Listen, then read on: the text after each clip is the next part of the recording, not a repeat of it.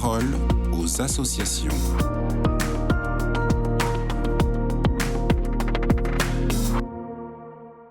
Bonjour à tous, bienvenue dans la parole aux associations. Aujourd'hui, je suis avec Kevin Tanguy, journaliste pour l'aide à l'Église en détresse.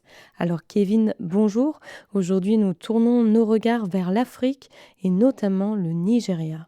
Oui, tout à fait, car les récentes nouvelles venant de ce pays situé dans la zone du Sahel ne sont pas bonnes, hélas. À l'AED, nous avons appris cette semaine, et avec beaucoup de tristesse, l'assassinat d'un jeune séminariste de 21 ans.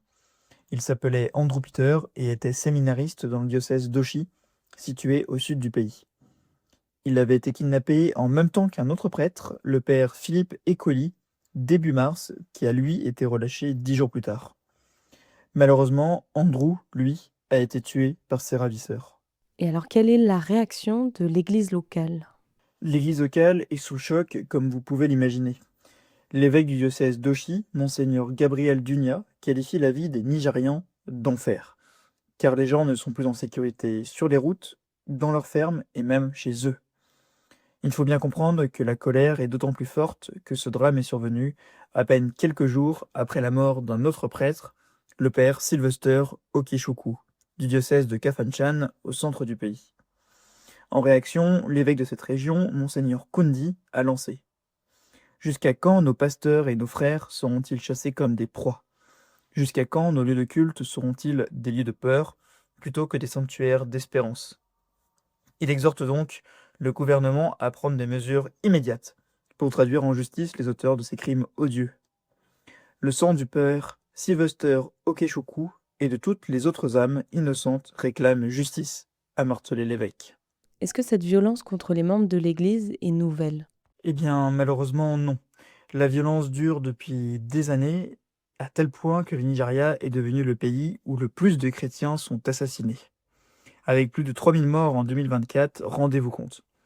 En effet, selon les dernières statistiques de l'Église catholique du Nigeria, en 10 ans, 145 prêtres et séminaristes ont été enlevés dans le pays, dont 13 ont été tués. Il faut avoir conscience que cette violence s'est fortement accentuée depuis le début de l'année. Rien qu'en 2025, alors que nous sommes seulement au mois de mars, il y a déjà eu 10 enlèvements.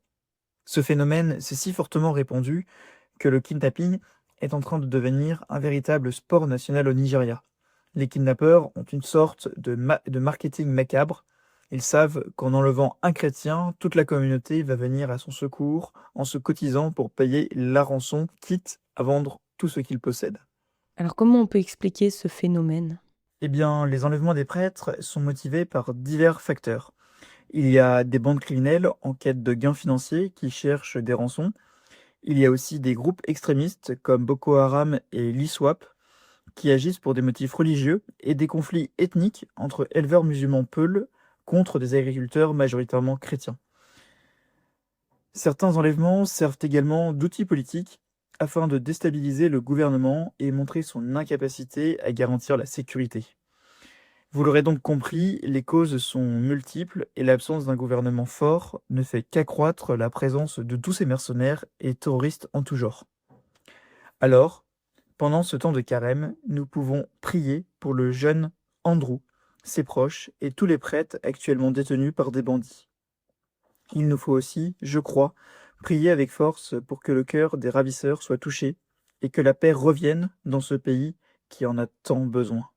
Eh bien, merci Kevin pour ce partage et je rappelle qu'on peut avoir plus d'informations sur le site internet aed-france.org.